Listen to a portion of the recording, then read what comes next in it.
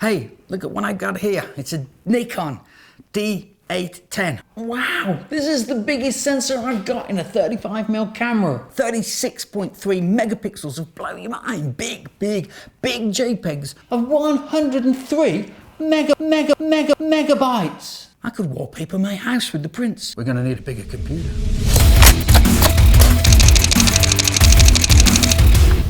Hi, this is Riley Photos and welcome to the channel. I am very sensitive, you know, so please give me one of these, please. Take a second. It makes me feel so good. Now, we're looking at some kit. Anybody that knows the channel will know that I'm not a tech head. No, if you want a detailed technical specification, you're going to need another video.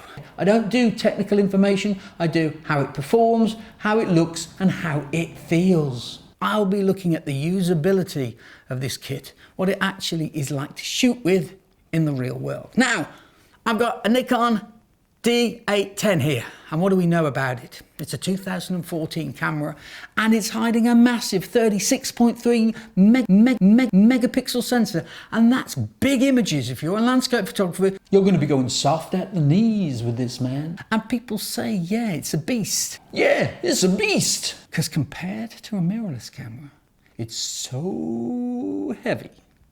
Come on, people, get with the program. If you think this camera's heavy, you really need to go to the gym more. You might want to eat more protein.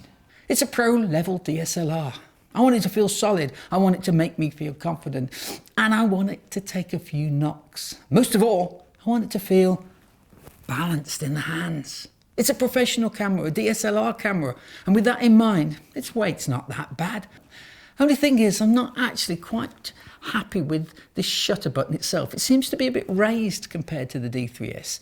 It's just that little bit more uncomfortable. Because if you were following action in sport and you were in the ready position for hours, you might have an achy finger, man. Now, the weight of the camera is an issue. If you're a videographer and you want this to sit on a gimbal, you are looking at the D810 primarily as a video camera. There's one thing I have to say. Stop the video! Stop the video! Leave now. Get out. This is no place for you. Go on. This is a photographer's camera. If you want a dedicated DSLR video camera, then go buy a Fuji or a Sony or a Canon. Now here's the thing.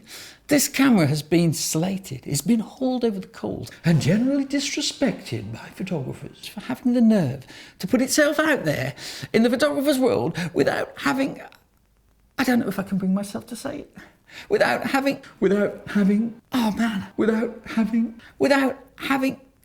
autofocus eye detection. There. I've said it. Photographers, give me strength.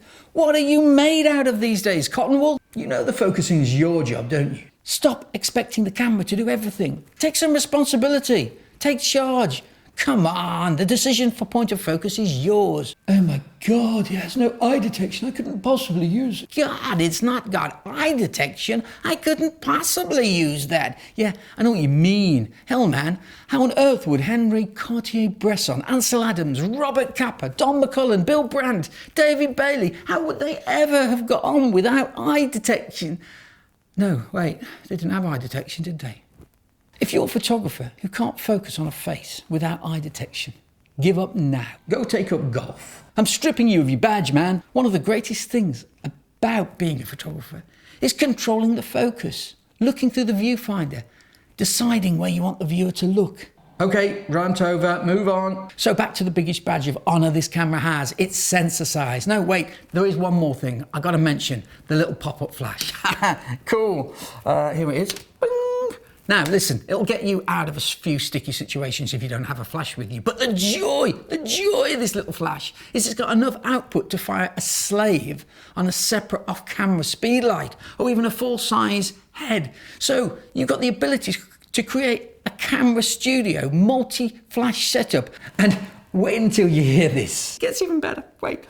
The menu has something called Flash Commander Mode, which you can assign to a button. And if you have the little pop-up flash set as the Commander Flash, the two other flashes on TTL you can adjust on the back of the camera. No need for a separate flash transmitter. I'll say that again. That's 3 TTL flash units. 1 on the camera and 2 off camera, all on TTL, all operated on the back of the screen. That's awesome. So back to the big sensor. JPEGs in medium are 50 meg. But in large, they're 103 meg. That's a lot of detail. That's a lot of disk space. We're going to need a bigger card. Now, the question is it a law of diminishing returns? I mean, how big do we need the image to be? Yeah, it gives us the option to crop into the image if we're stuck in a position at the back of a crowd. And don't forget, it'll double the length of a lens if you need it. But if we are not printing images much larger than A3, do we need 103 meg images? I figure there's only one way to find out. I've been out for a walk with my Nikon D3s in the large mode, 36 meg. And I've also taken the identical pictures with the Nikon D810 in large mode. 103 whopper megabyte images. Let's put the images on the screen now and see if we can tell the difference. Is it worth it? I don't know. You tell me, internet people. You tell me. This is the image. Woodland scene from the Nikon D3s. Have a look. What do we think? Can this be improved if we go 3 times the amount of information, 3 times the amount of tone, 3 times the amount of pixels? Is it going to be better if we take it full power on the Nikon D810? I don't know, but we're going to find out. Drum roll, please. Bang! There we go. What do we think? Wow, the detail. Look at the detail down on the tree and the foliage in the foreground. There is definitely more clarity. You can see that straight away. Is it 3 times more clarity? How big are you going to have to print this picture to make it worthwhile? I don't know, but there's definitely more clarity. It is bleaching out a little bit there. It's not done quite such a good job on the tones and the exposure, but it has detail. So let's have another look at another picture. Here we go. Boom! And we've got 2 pictures side by side so we can really compare and contrast. Now, the image on the left, that's the D3s. The image on the right, that's our super mega big 103 megabyte D810. Now have a look. Can you see the increased contrast on the left? That's because the one on the right is picking up a lot more tones. It has so much more detail. It's giving us more tones, more mid-tones. Look, you can see we can extract that out if we want to. We can pull it out if we really want to. The one on the left, the D3s, that doesn't have those tones. We're going to have to manipulate that a little bit more. But they're quite close, aren't they? Does it really look like that image on the right has got 3 times more power in it? Power than the image on the left? I don't know. What do you think? Last image. Here we go with a lovely autumn shot of the colours and the leaves. Autumn, or as our American friends tell us, fall, is looking beautiful with the colours on the trees and the leaves on the floor. It looks pretty good, quite high contrast, but it's captured pretty much everything that you'd want. Got some detail in the sky. Let's have a look at what a 103 megabyte image does to this scene. So this is the D3s at 36 megabytes. Let's have a look at the D810s now. Holy moly! I can't believe that. That is the biggest change yet.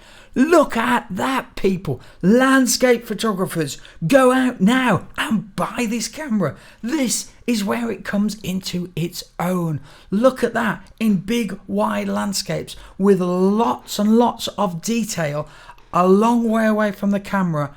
Look at the detail in the trees. Look, they're miles away and you can count those suckers Oh my God, look at the detail in the foreground. I've got to get these two images up next to each other. You've got to look at this. Wow, there we go, side by side. And brother, can you tell the difference? Look at the leaves on the floor in the foreground in the top picture. The 103 megabytes of data, megabytes of information are crushing it there, crushing it. Look at that.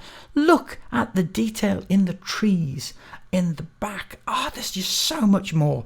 The D3s has done a great job. It's done a really good job of the color and capturing the tones. It's always been good at tones. It's a little bit warmer, but man, the detail that you get from a wide landscape with all those megabytes, and as I said before, you're going to be able to extract things from that when you're working with it as well. And you raw people, you photographers who like to go raw, there's going to be a lot of detail in there for you to play with. Anyway, what do you think? I'd like to know. Please comment in the comment section. Let's get some debate going. What do you think? Is it worth buying the Nikon D810 for that mega chip, for the mega detail that you're going to get on your landscape images? What do you think? Post something in the comments. Please like, subscribe to the channel. I love to hear from you. I am doing a head-to-head on these two cameras where there will be a lot more images to look at. We'll do some interiors, we'll do some flash work, we'll do a whole host of things. This was just a quick woodland walk. But I hope you've enjoyed the video. This is Riley Photos, over and out.